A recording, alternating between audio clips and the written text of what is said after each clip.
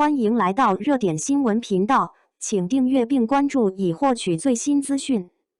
诚意破圈，受谎豪赌，傅诗琪能否撕掉古装标签赌赢市场？那张训练照出来的时候，评论区炸开锅，却不是因为好帅高糊的像素里，戴黑色毛线帽的人影裹在长袖外套里，出拳胯部的标准动作，右腿紧实的小腿肌肉线条，要不是工作室发出来，光看轮廓真不一定认得出来这是诚意。恰恰是这样一张认不出的照片，反而让粉丝圈乐坏了。他们的反应很有意思，不催高清图，不抱怨路透太少，反而一片这就对了的喝彩声。这背后藏着一种微妙的逻辑，当顶流艺人主动把自己塞进高糊的训练场，浑身是汗的打磨角色，恰恰证明他不是在摆拍，不是在走流程，而是真在跟自己较劲。诚意这次的选择，把这种逻辑推到了极致。时隔4年再演现代剧，上一部现代剧还是2022年的《底线》，跳出古偶舒适圈，直接挑战港风硬核悬疑。离开老东家欢瑞世纪后的首部 S+ 大制作《受谎》，每一部都是主动发起的破圈仪式，但这仪式背后是一场必须赢的豪赌，以及3种必须趟过去的困局。现在外界对诚意的印象基本固化成2套系统，一套是傅诗琪本名，承载着未被广泛认知的过去与更多可能性；另一套是诚意现艺名，已经牢固绑定为古装美强惨、仙侠顶流、打戏新星的黄金标签。受谎有个特殊的节点意义，诚意离开欢瑞世纪后的第一部大男主 S+ 剧，完全自主选择的题材与班底。对业内来说，这是他从欢瑞系艺人转向独立演员的正式宣告；对观众而言，这更像是一场身份重构的实验。诚意能否撕掉古装男神的标签，成为那个可以被冠以更多形容词的演员？傅诗琪标签固化在内娱是种常态，尤其是对顶级流量艺人。诚意共参演了24部电视剧，其中16部为古装剧，代表作《琉璃莲花楼》《沉香如屑》无一例外都是神话或武侠题材。这种古装半永久状态，既是过去9年签约欢瑞的资源倾斜所致，也源于市场对他这张脸的认可。观众就爱看他穿古装演深情，打起来行云流水。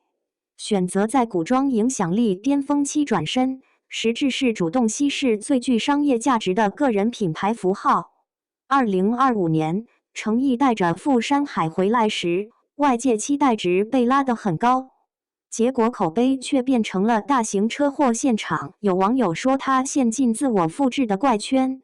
古装男主的人设换汤不换药，造型几乎一个模子刻出来的，让人分不清到底是哪部剧。转型的压力不只来自外界，也来自粉丝心态的复杂性。他们在为偶像的进取心欢呼，终于走出古偶舒适圈了。期待林燕婷。但潜意识里是否仍在期待一个用现代外衣包裹的内核相似的新经典？金丝眼镜、西装革履的心理学顾问林燕婷，会不会成为另一个穿现代装的雨丝凤？粉丝会说他们支持的是诚意本人，但本人这个词本身就带着某种悖论。演员是通过角色被认知的，当角色类型固化，公众对本人的想象也必然受限。诚意要做的是通过受谎让外界相信傅诗琪不只是诚意的古装形态，而是可以驾驭暗黑悬疑、心理博弈、港式硬核的另一种存在。身体的困局、格斗体态与敬业人设，是逃离颜值消费，还是进入新消费循环？受谎曝光的训练信息里，有个细节被反复强调：诚意提前泡在拳馆苦练格斗和拳击。剧中大量近身搏击戏份拳拳到肉，写实感拉满，港片式凌厉打戏值得期待。这不仅是角色需要，林燕婷白天是警局精英心理顾问，夜晚是暗黑复仇者，身手凌厉，眼神狠绝，更可被视为一种主动的身体改造。演员用汗水和伤痕覆盖原有的颜值焦点，向市场宣告其作为演员而非偶像的严肃性。在内娱环境下，敬业本身已成为一种可被传播、消费的优质人设。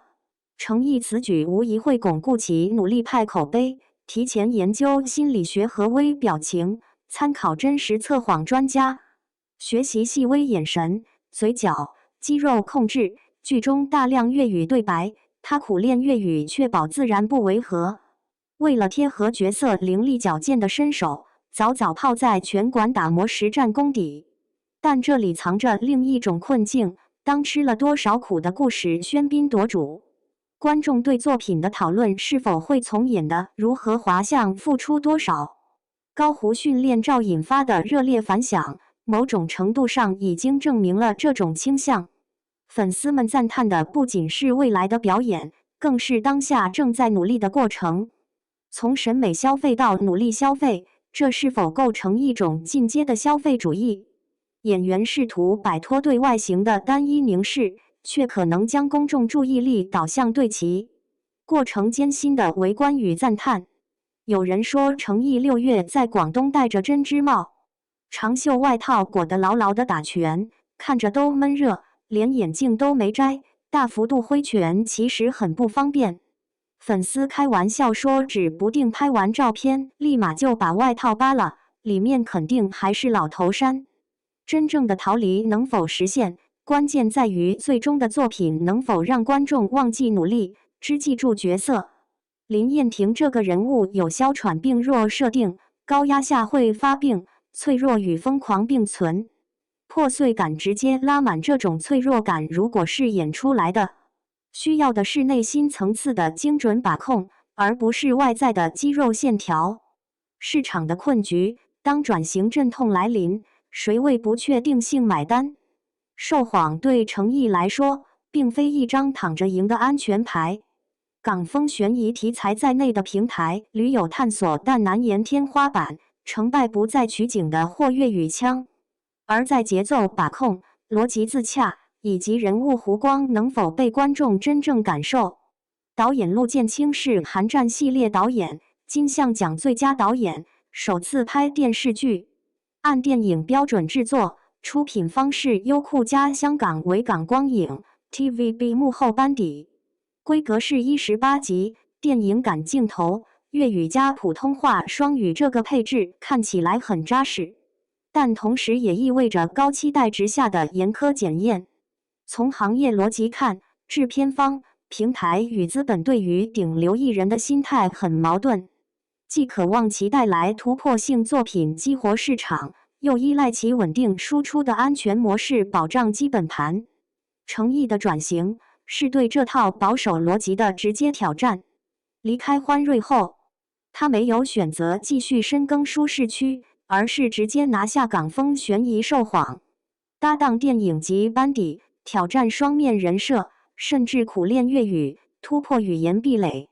观众的反应很可能分化，一部分会赞赏其勇气，对转型期的青涩报以宽容；另一部分则可能以过去古装剧的完美表现作为标尺，进行苛刻对比。莲花楼的李莲花让他摆脱流量演员标签底线的周逸安证明了他驾驭现代剧的能力，但这些积累能否转化为受谎的成功，还需要市场检验。更宏观的背景是，香港电影市场在2025年遭遇了重创，总票房仅为12.08亿港币，相比2024年大幅下滑15.01%。港产片市占率创下历史新低，仅为14.4%。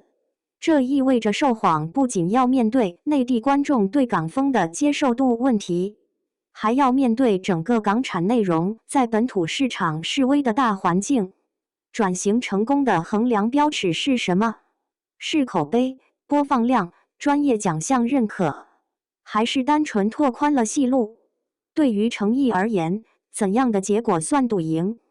受谎面临的不仅是一部剧的成功，更是其未来职业路径定义的转折点。如果他后续继续深耕现代剧、悬疑剧等现实主义题材，减少古装剧的产出，那受谎就是这盘大棋的起手式。在稳定与折腾之间，演员的破局之路通往何方？诚意转型受谎所映射的是整个内娱头部演员面临的共同命题。在流量保鲜期有限、市场口味多变的时代，是深耕舒适区维持商业价值，还是不断折腾寻求艺术生命？2025年，35岁的程毅被指遭遇事业瓶颈，面临古装剧囚笼、转型之路遇阻、合同到期前带新人任务3重难题。如今他选择用受谎破局，看似冒险，实则清醒。内娱古装赛道竞争白热化、同质化严重，想要走得更远，必须跳出标签，拓宽戏路。从更深层看，这次转型藏着演员对自身职业路径的清醒认知。2026年，程毅在人民日报客户端在场访谈栏目中说：“正因没人做，才更要去做，希望和千千万万的观众一起推动中国武侠传播。”这番话虽指向武侠文化，但透出的态度很明确，他不只是想演好戏，还想通过选择影响行业生态。受谎的战场或许才刚刚搭台，当程毅变成副诗琪，当暗黑裁决者从概念海报走进拳馆的真实沙袋撞击声中，